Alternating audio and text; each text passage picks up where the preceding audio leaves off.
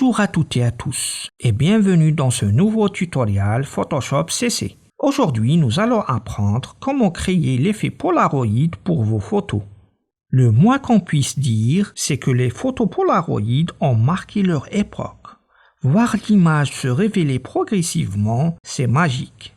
Si jamais vous avez des questions autour de la vidéo, je serai disponible dans la section commentaires et ça sera avec plaisir que je viendrai vous aider. N'hésitez pas à utiliser les photos qui sont fournies, ils sont libres de droit, donc autant en profiter. J'espère que ce tutoriel vous plaira et vous sera utile pour mieux maîtriser Photoshop CC. Je vous souhaite un bon visionnage et je vous dis à tout de suite.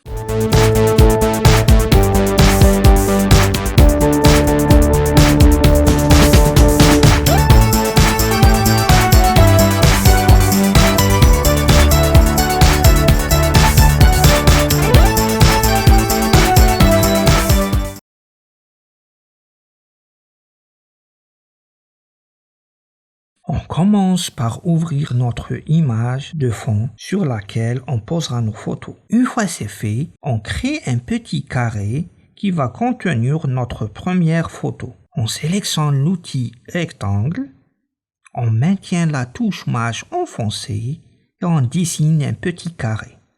Dans la fenêtre option, on fixe sa largeur et hauteur à 730 pixels. On le remplit avec la couleur noire.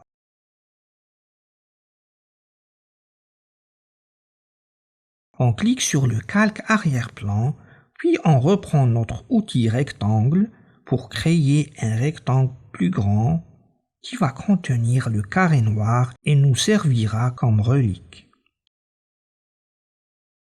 Dans la fenêtre d'options, on fixe sa largeur à 870 pixels et hauteur à 1000 pixels. On fixe sa couleur à gris très clair, presque blanc, code décimal F9. F9, F9. Pour ajuster la position des deux rectangles, on sélectionne les deux calques des rectangles, puis on active l'outil déplacement. Dans la fenêtre d'options, on clique sur l'icône Aligner les centres dans le sens horizontal. Une fois fait, on ajoute une ombre portée sur le calque rectangle 2. On active le menu contextuel du calque rectangle 2, puis on choisit Option de fusion. Dans la fenêtre Style de calque, on coche Ombre portée. Dans la partie Paramétrage, on clique sur le bouton Restaurer les paramètres par défaut. On fixe l'opacité à 100%, l'angle à 128, la distance à 10 pixels et la taille à 30 pixels. Une fois fait, on clique sur le bouton OK pour valider.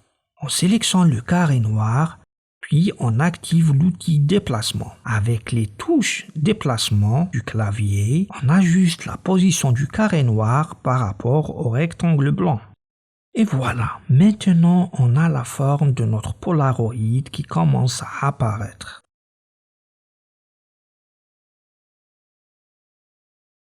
Pour incruster notre première photo dans le carré noir, on commence par l'importer. On clique sur le menu Fichier, puis sur Importer et incorporer. Dans la fenêtre Importer et incorporer, on sélectionne notre première photo, puis on clique sur Importer. On réduit l'opacité de la photo à 50%. On maintient la touche maj enfoncée et on ajuste la taille de la photo de telle sorte que sa hauteur soit de même hauteur que le carré noir. On positionne la tour Eiffel au milieu du carré noir. Une fois fait, on valide en appuyant sur la touche Entrée. On ajuste l'opacité de la photo à 100%. Pour créer un masque de fusion sur la photo de la taille du rectangle noir, on maintient la touche CTRL enfoncée et on clique sur la vignette du carré noir. On remarque qu'une sélection se forme sur notre photo de la taille du carré noir. On clique sur l'icône Ajouter un masque de fusion. Pour ajuster la position de la photo, on clique sur le lien entre la photo et le masque de fusion pour le désactiver. Puis, avec l'outil déplacement, on ajuste la position de la photo. Une fois terminé, on reclique sur le lien entre la photo et le masque de fusion pour l'activer. Arrivé à cette étape, on supprime le calque du carré noir car on n'aura plus besoin. Pour améliorer le réalisme de la Polaroid, on va appliquer une lueur interne dans la photo. On active le menu contextuel du calque de la photo, puis on sélectionne Option de fusion. Dans la fenêtre Style de calque, on coche Lueur interne. Dans la partie Paramétrage, on clique sur le bouton Restaurer les paramètres par défaut. On fixe le mode de fusion à produit, l'opacité à 50%, la taille à 15 pixels et la couleur à noir. Une fois fait, on clique sur le bouton OK pour valider. Pour donner une teinte plus ancienne à nos photos, on va créer deux calques de réglage. Pour le premier, on clique sur l'icône Créer un calque de réglage, puis sur Correction sélective. Pour que nos modifications ne s'appliquent que sur la photo, on active la fenêtre Propriétés. Si elle n'existe pas, vous cliquez sur le menu Fenêtre, puis sur Propriétés. Une fois activé, on clique sur l'icône Créer un masque d'écrêtage. Pour paramétrer le calque Correction sélective, on sélectionne la couleur jaune dans le combo couleur, on fixe cyan à -16, magenta à 10, jaune à 27 et noir à 12. Puis on passe au gris. On fixe cyan à -10, magenta à 7, jaune à 10 et noir à -9. Pour voir la différence entre avant et après, on masque puis on affiche le calque Correction sélective. On remarque qu'on a un petit peu jauni notre photo et cela pour lui donner un look plus ancien. Bien. Pour le deuxième calque de réglage, on clique sur l'icône Créer un calque de réglage puis sur Courbe. Pour que nos modifications ne s'appliquent que sur la photo, on active la fenêtre Propriétés, puis on clique sur l'icône Créer un masque d'écrêtage. On déplace un petit peu le point gauche du graphe vers le haut pour éclaircir la photo. Pour finir notre Polaroid, on va ajouter du texte en bas du rectangle blanc. On clique sur l'outil Texte horizontal. Dans la fenêtre Options, on sélectionne notre police d'écriture préférée. De ma part, j'ai sélectionné la police BD Cartoon Shoot. Je vous laisse son lien dans la description. On fixe la taille de la police à 72 points. En bas du rectangle blanc, on écrit Paris 2022, où vous écrivez ce que vous voulez.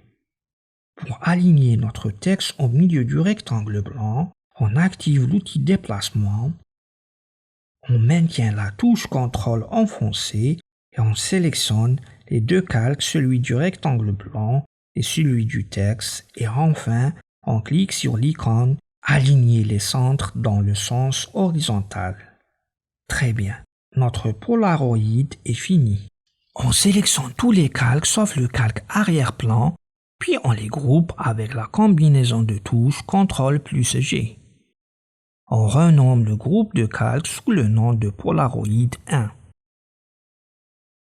Pour réduire la taille du Polaroid, on clique sur le groupe de calques Polaroid 1, puis on appuie sur la touche Ctrl plus T pour effectuer une transformation manuelle.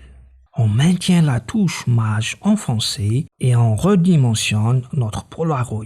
Une fois terminé, on appuie sur la touche Entrée pour valider.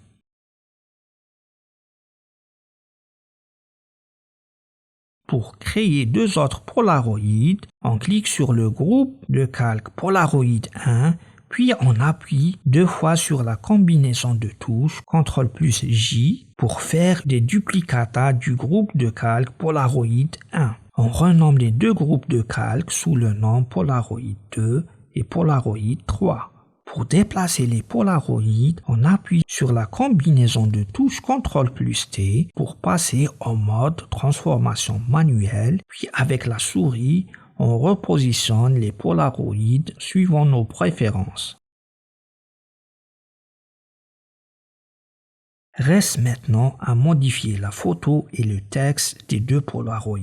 On déplie le contenu du groupe de calque Polaroid 2, on clique sur le calque de la tour Eiffel, puis on importe notre deuxième photo. On clique sur le menu Fichier, puis sur Importer et incorporer.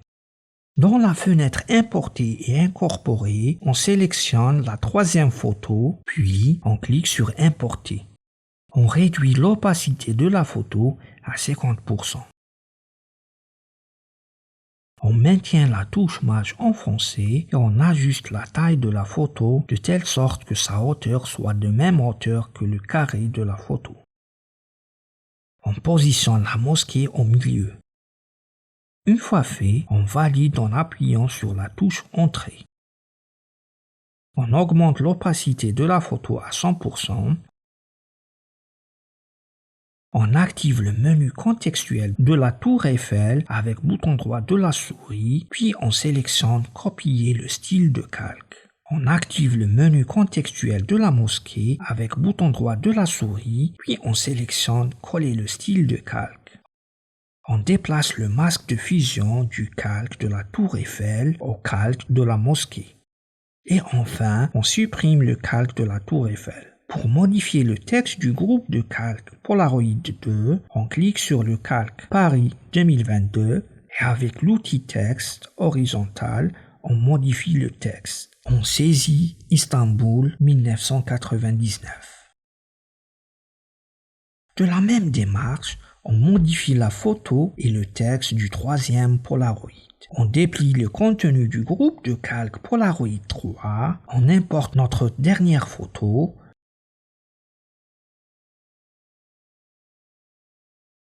on réduit son opacité à 50%, on maintient la touche mage enfoncée et on ajuste la taille de la photo de telle sorte que sa hauteur soit de même hauteur que le carré de la Polaroid.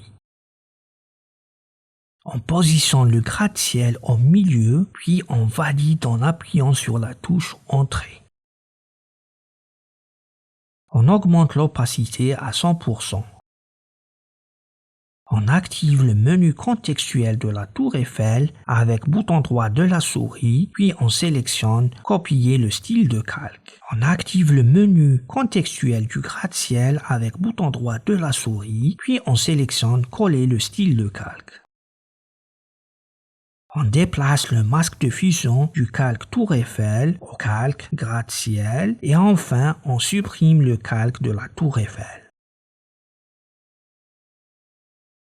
Pour modifier le texte du groupe de calque Polaroid 3, on clique sur le calque Paris 2022 et avec l'outil texte horizontal, on modifie le texte. On saisit Manhattan 1998.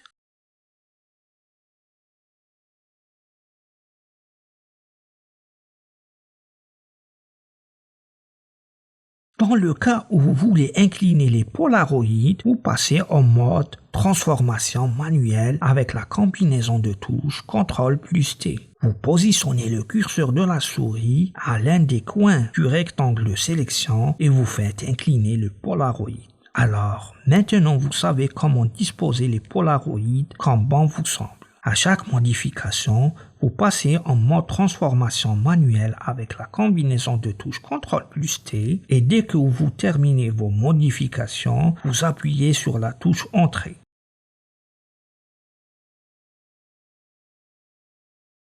Même chose pour agrandir la taille de tous les Polaroids.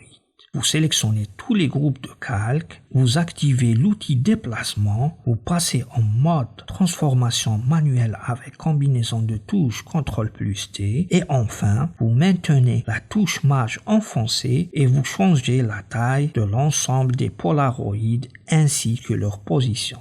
Une fois terminé, vous appuyez sur la touche Entrée pour valider. J'espère que ce tutoriel vous a plu et vous sera utile pour maîtriser Photoshop CC. Je vous laisse avec le résultat final. Si vous avez des questions, n'hésitez surtout pas à me les poser en commentaire et pourquoi pas me donner des conseils.